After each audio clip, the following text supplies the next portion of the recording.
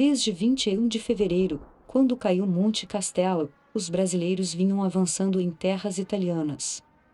O comando aliado dera ordem da ofensiva de primavera para espantar de vez os alemães do norte da Itália. O primeiro dia da operação era justamente esse dia, 14 de abril, e os brasileiros ficariam com a missão de capturar Montese. A missão do primeiro dia era tomar a linha Casone, Ayala Cerro, Possessione, Cota 745. A movimentação brasileira começou às 10 horas e 15 minutos. Os alemães reagiram com 3/4 de sua artilharia na região. Às 13 horas e 30 o ataque principal à cidade foi iniciado. A artilharia derrubou mais de 800 das 1.121 casas existentes na localidade. Em Cerrito, localidade de Montese, tanques americanos deram suporte aos infantes. A artilharia entrou em ação de novo para calar a resistência alemã. Quando o relógio marcou 15 horas e 15 minutos, Cerrito estava em posse dos brasileiros. Em uma missão ao lado dos brasileiros, os americanos se batiam em Monte Buffone, que era mais alto que o Cerrito. Os brasileiros começaram a levar tiros da região de Buffone e não avançaram mais naquele lado do combate. Desviando o caminho e se aproveitando dos avanços iniciais da parte da manhã pelos lados de Possessione, entraram em Montese os brasileiros. Foram pegos 107 prisioneiros entre grande número de mortos inimigos. Ao final da jornada seriam contados 453 nazistas presos, entre eles o comandante em Montese.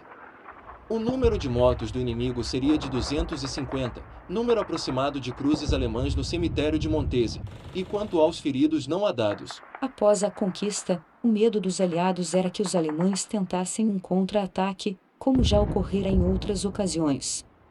Por isso o avanço foi interrompido e o general Mascarenhas, no livro A Febre pelo seu comandante, dá a entender que, como os objetivos haviam sido atingidos parcialmente, pensavam em parar por ali mesmo, mas que os oficiais do 11º Regimento de Infantaria queriam continuar.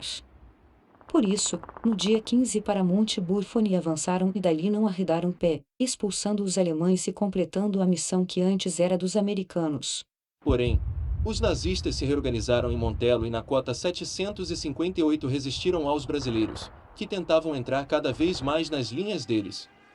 Nas palavras de Mascarenhas de Moraes, as defesas pareciam cada vez mais cerradas. Para rompê-las, os brasileiros despejaram só no dia 15, 9.600 tiros de artilharia nos alemães. As baixas brasileiras já estavam altas, em torno de 130, entre mortos e feridos. Por isso o 11º Regimento de Infantaria começou a ser substituído de noite por batalhões do 6º Regimento de Infantaria. As posições brasileiras iam da Cota 753 até a Cota 913. O flanco nordeste estava um pouco desprotegido porque os americanos não tinham avançado o necessário.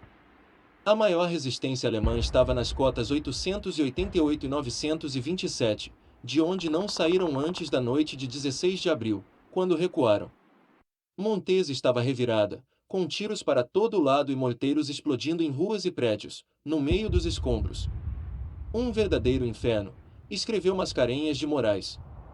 Reorganizar as linhas brasileiras era um desafio, pois a cada avanço contra o inimigo as bombas caíam mais perto. Quando amanheceu o dia 17, o destacamento brasileiro foi reajustado e no terceiro dia de batalha os alemães foram sendo expulsos de Montese de vez, rumo a Zoca. Os engenheiros do 9º Batalhão e os homens do Esquadrão de Reconhecimento da FEB foram para a cidade. Nesse momento era hora de capturá-la por completo. Batalhões do 11º Regimento de Infantaria foram junto, tiveram que verificar casa por casa, rua por rua onde estavam os alemães. Campos minados eram muitos e tiveram que ser limpos ainda com morteiros inimigos caindo ao redor.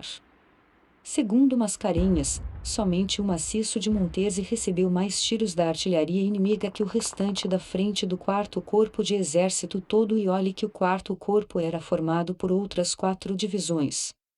Atribui esse grande número de fogos inimigos a uma leitura errada do comando alemão, que achou que Montese era o ataque principal, quando na verdade eram os americanos que estavam encarregados de ações principais, nas montanhas ao lado. Por isso a FEB teve bem mais dificuldades que os americanos, porque os nazistas destacaram mais tropas e mais artilharia para o setor brasileiro. O fato é que só em Montese foram disparados 21.200 tiros de artilharia sobre o fronte brasileiro. O total geral de baixas em Montese foi de 426 soldados. O abate do sniper alemão ocorreu quando Manuel Antônio Fernandes, de Guarapuava, Paraná, estava com seus comandantes de seção em uma garagem quando foram encurralados. Segundo ele, um alemão cercar 10 brasileiros era um desaforo, um vexame. Os tiros vinham de uma janela mais alta do outro lado da rua. Então, o soldado subiu no telhado das ruínas da casa em que se encontravam. Fez a mira com cuidado e o pessoal lá de baixo fez o atirador se mexer. Nessa hora ele acertou o alemão. O pobre coitado tombou na arma, e o pessoal saiu de lá, disse ele contando para Agostinho José Rodrigues e outros oficiais o acontecido. Estava sem jeito em fazê-lo, pois para ele era só uma missão. Depois de Montese, no final do mês, a FEB venceria a guerra na Itália, cercando toda uma divisão alemã. Mas, essa é outra história. Curtiu essa fascinante batalha? Então faça parte do canal, ajude se inscrevendo e clicando no botão gostei. Obrigado e até o próximo vídeo combatente.